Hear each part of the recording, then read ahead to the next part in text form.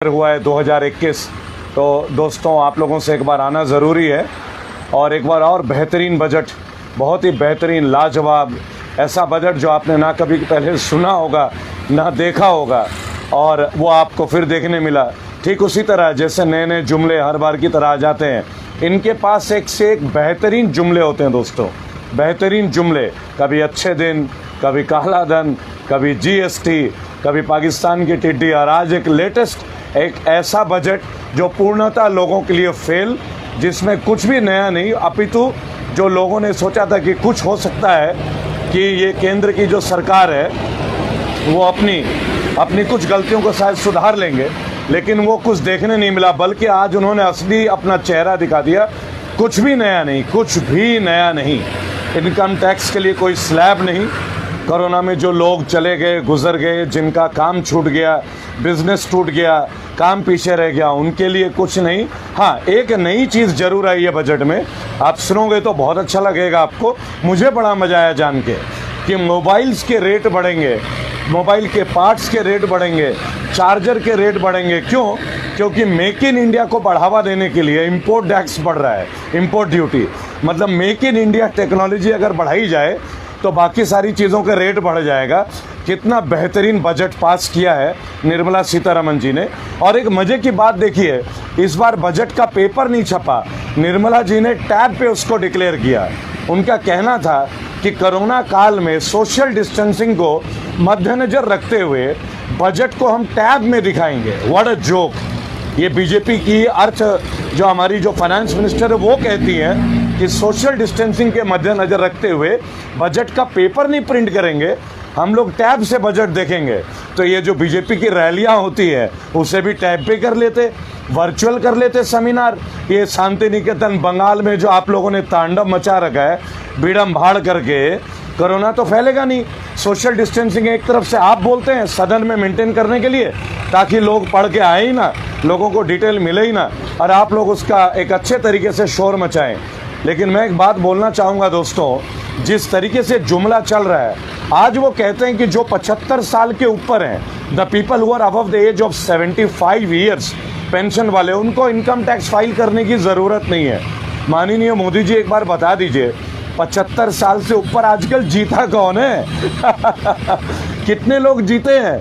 निर्मला जी आप ही बता दीजिए, आपके परिवार में कितने लोग हैं जो 75 साल की उम्र के ज़्यादा लोग जीते हो? अरे उनसे भी टैक्स ले ही लीजिए गुरु, उनको क्यों छोड़ते हैं?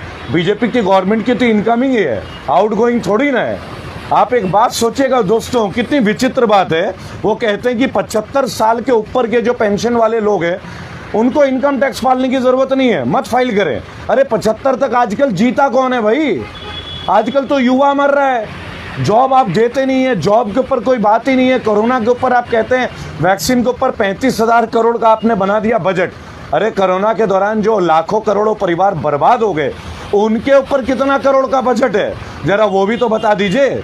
उनके लिए कितना करोड़ का बजट बनाया आपने, ये बता दीजिए एक बार, पता चलेगा। हेल्थ वर्कर्स के लिए कितना करोड़ का बजट बना दिया है, स्टूडेंट्स के लिए कितना करोड़ का बजट बना दिया है, गवर्नमेंट के कॉलेजों में स्कॉलरशिप की कितनी राशि बढ़ा दी गई है, वो बता दीजिए। आप कहते हैं लेह में यूनिवर्सिटी बनाएंगे, बहुत अच्छी बात है। लोगों को बता दीजिए लेह में, लद्दाख में जो है वहाँ की पॉपुलेशन कितनी है। एक बार बात कीजिए ना बिहार की, उत्तर प्रदेश की, और अलग मध्य प्रदेश की, छत्तीसगढ़ की, वहाँ कलकत्ता के लिए, वेस्ट बंगाल के लिए, उनके लिए यूनिवर्सिटी डिक्लेयर कीजिए ना भाई। लद्दाख के लेह की कितनी जनसंख्या है, आप उनको दीजिए, मैं मना नहीं करता, मुझे अच्छा लगा। लेकिन आप उनको हाईलाइट कर रहे हैं, और जहाँ देश की सबसे बड़ी जनसंख्या है, बिहार, बंगाल, झारखंड, उड़ीसा, उत्तर प्रदेश, इनके लिए कितने यूनिवर्सिटीज़ के लिए आपने प्रोग्राम बनाया, ज़रा वो भी हमें बता दीजिए। दोस्तों एक जुमले वाला बजट है। आप सोचिए, वो कह रहे हैं कि गाड़ियों के रेट सस्ते हो सकते हैं, ये नहीं कि हो गए, हो सकते हैं, लेकिन इन्वर्टर का रेट बढ़ जाएगा। सोचिएगा, इलेक्ट्रॉनिक्स का रेट बढ़ेगा, मोबाइल का रेट बढ़ रहा है, मोबाइल के इधर मेक इन इंडिया की बातें बड़ी बड़ी ढींगे हाँकी जा रही हैं, बिगुल बजाए जा रहे हैं। हम देश को 5 ट्रिलियन बिलियन डॉलर, पता नहीं बिलियन ट्रिलियन ट्रिलियन और कितने सारे नए वर्ड ईजाद कर देंगे ये लोग, बराबर। लेकिन हमारे एफडी के ऊपर इंटरेस्ट की बात नहीं हो रही है, बैंकों के ब्याज दरों को घटाने की बात नहीं हो रही है। इनकम टैक्स के स्लैब को घटाने की बात नहीं हो रही है, और तो और पेट्रोल और डीजल में सेस लगा दिया गया है। सोचिए कितना क्रमबद्ध तरीके से गवर्नमेंट काम कर रहा है, और कह रहे हैं कि फिलहाल ग्राहकों को इसके ऊपर कोई फर्क नहीं पड़ेगा। अरे हमें मालूम है अभी क्यों फर्क पड़ेगा, आप तो डाल देंगे और धीरे धीरे झटका दे देंगे। यही तो आपकी नीति है, बीजेपी की पूरी पॉलिसी यही तो है, घर घर से हर चीज को लूट लेना। और क्या आपकी पॉलिसी, हमारा सब कुछ ले चुके हैं। आप कहते हैं वैक्सीन के लिए 35,000 करोड़, अरे उन लाखों करोड़ों परिवार के बारे में कितने का बजट है जिनका बिजनेस क्रैश हो गया? एम्प्लॉयमेंट के लिए कितना बजट है? 2018 से 2021 तक एसएससी के बच्चे, एनटीपीसी रेलवेज के जॉब के जो बच्चे हैं जिनको नौकरी नहीं मिली है, उनके लिए बजट दे दीजिए ना, महीने के एक स्टाइपेंड दे दीजिए 3 साल का, पता चलेगा ना। आप कहते हैं बंगाल में सेंट्रल की पॉलिसी लागू नहीं है, अरे पूरा इंडिया में तो फोर्सेस की पॉलिसी लागू है ना, कर दीजिए एनपीएस आपके एमपी एमएलए की। आप इस बजट में इनकम टैक्स लागू कर देते हैं एमपी एमएलए की और मिनिस्टर्स की, नहीं कर पाए मोदी जी, नहीं कर पाए निर्मला सीतारमण जी, आपके हाथ बांध दिए थे किसी ने। केवल पब्लिक के गिरेबान को बांधोगे, गले को बांधोगे, हमें लूटोगे, और आप लोग अपने अपने मौज लोगे, मजे लोगे। आपके एमएलए एमपी जितने पॉलिटिकल पार्टी के लोग हैं उनके लिए कोई कटौती नहीं है, सब कटौती हमारे लिए है। इसे बजट कहते हैं निर्मला जी, आपको शर्म आनी चाहिए निर्मला जी। प्याज 50 रुपए के रेट में अब तक बाहर में, क्या बजट मेंटेन कर रही हैं आप? और दोस्तों मजे की बात सुनिएगा, पहले इंटरनेट इसलिए बंद कर दिया जाता है कि लोग झूठ ना फैलाएं। पहले इंटरनेट को इसलिए बंद कर दिया जाता था जम्मू कश्मीर से लेकर हर जगह में कि लोग झूठ को ना फैलाएं, और अब इसलिए इंटरनेट को बंद किया जा रहा है कि लोग सच ना जान पाए। मसलन कि किसान आंदोलन, जहां पे किसान आंदोलन हो रहा है वहां पे तमाम इंटरनेट की सुविधाएं बंद है। मैं लाइव भी नहीं हो पाता हूं, लाखों लोग हैं वहां से लाइव नहीं हो पाते दोस्तों। लेकिन ये सब बातें कौन पूछेगा, कौन उठाएगा? लोगों की मजदूरी की बातें, मजबूरी की बातें हम उठाएंगे। अच्छा दोस्तों एक बात और देखिएगा, निर्मला सीतारमण जी के बजट की बात करते हैं, एयरपोर्ट बिकेंगी, रेलवे स्टेशन बिकेगा, रोडवेज को सोल्ड किया जाएगा, इलेक्ट्रिक ट्रांसमिशन लाइन को बेचा जाएगा दोस्तों, गेल को बेचा जाएगा, gas authority of India limited, Indian oil के पाइपलाइन को बेचा जाएगा, वेयर हाउस को बेचा जाएगा। कितना मास्टर स्ट्रोक है, कितना बेहतरीन मास्टर स्ट्रोक है बजट है। इस बजट ने तो करोड़ों लोगों को दिल खुश कर दिया होगा। क्यों भाई बीजेपी के मेरे साथियों, मजा तो बहुत आ रहा होगा आप लोगों को इस तरह का बजट का। मेरे कुछ प्रश्न है दोस्तों, आइए पूछते हैं एक बार इस सरकार को जो 2014 से हमारे छाती पे एक वजन डाल के बैठी है, पैर रख के बैठी है। मैं तो कहूंगा क्योंकि लोगों का व्यापार घाटा हुआ है, लोगों के टैक्स बढ़े हैं, मिला कुछ नहीं है। महंगाई कम हुई है क्या? नहीं। पाकिस्तान झुक गया? नहीं। एक के बदले 10 सर लेके आ गए क्या हम लोग? नहीं। पुलवामा अटैक भूले तो नहीं है ना, कहा गया था एक के बदले 10 सर लाएंगे। फिर से बोलूंगा, महंगाई कम हुई? नहीं दोस्तों। पाकिस्तान झुका? नहीं दोस्तों। एक के बदले 10 सर आ गए? नहीं दोस्तों। महिलाओं को सुरक्षा मिली? नहीं दोस्तों। गंगा की सफाई हो गई? नहीं दोस्तों। गौ हत्या बंद हो गई? नहीं दोस्तों। बीफ के इंपोर्ट पे, एक्सपोर्ट पे, इंपोर्ट पे बैन लगा क्या? नहीं दोस्तों। गौ माता को राष्ट्रीय संपत्ति डिक्लेयर कर दिया गया क्या? नहीं दोस्तों। क्यों? क्योंकि बीफ पे इंपोर्ट अभी बंद, एक्सपोर्ट जो है बंद नहीं हुआ। डॉलर का घाटा बंद हुआ? नहीं दोस्तों। देश की आर्थिक स्थिति सुधरी? नहीं दोस्तों। देश में मंदी कम हुई? नहीं दोस्तों। सब्जियों के रेट घटे? नहीं दोस्तों। विदेशों से काला धन आया?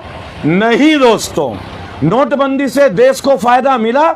नहीं दोस्तों। गांवों की हालत सुधरी? नहीं दोस्तों। किसानों को उचित मुआवजा जमीनों के अधिग्रहण का मिलने लगा?